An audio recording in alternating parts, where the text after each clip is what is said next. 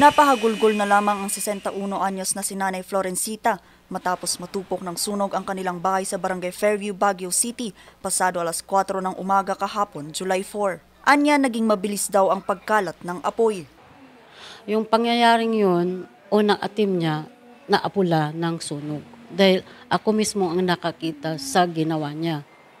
Ngayon, dahil yung time na yun, oras ng pagliligo ko yun para pumunta sa pagtrabahuan ko.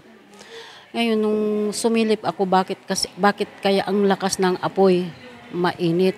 Tininan ko dun sa may bintana sa baba, may apoy na siya. Tapos ginising ko yung mga anak ko para bumangon sila, makababa kami. Sa ngayon, sa barangay hall muna sila pansamantalang nanunuluyan. Wala na. Ang lakas na ng apoy niya.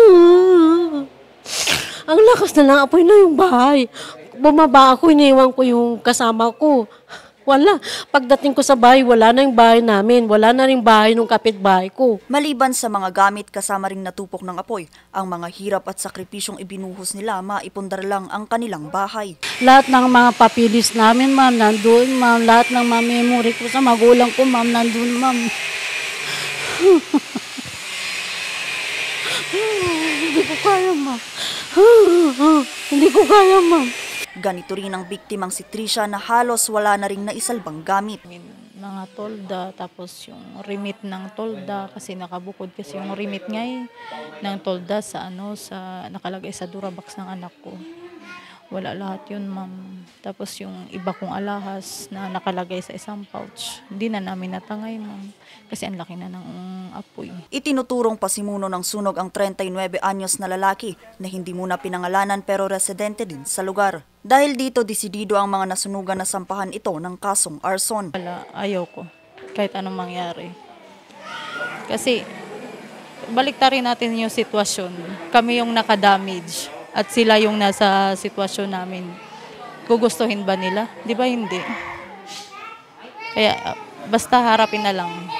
Harapin niya na lang. Oo, lasing siya, pero bakit niya nagawa yun? Kaya yung ginawa niya yun is may plano na. Plinano niya talaga. Dapat na hindi siya nang damay.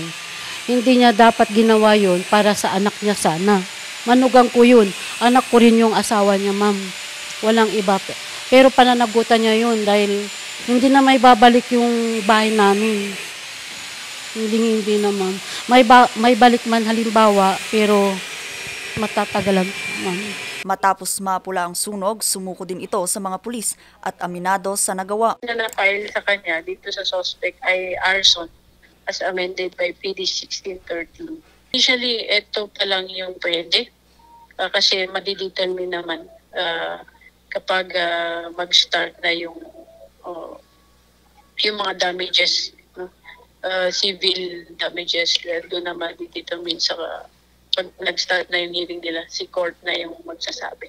61 katawang apektado sa sunog at nananatili pa rin ang mga ito sa evacuation center ng barangay. Hawak na ng Baguio City Police Office Station 1 ang suspect at posible itong maharap sa kasong arson. Para sa mga nais magpaabot ng tulong sa mga nasunugan, maaaring dumulog sa kanilang barangay o tumawag sa kanilang numero. Vanessa Bugtong para sa Luzon Headlines.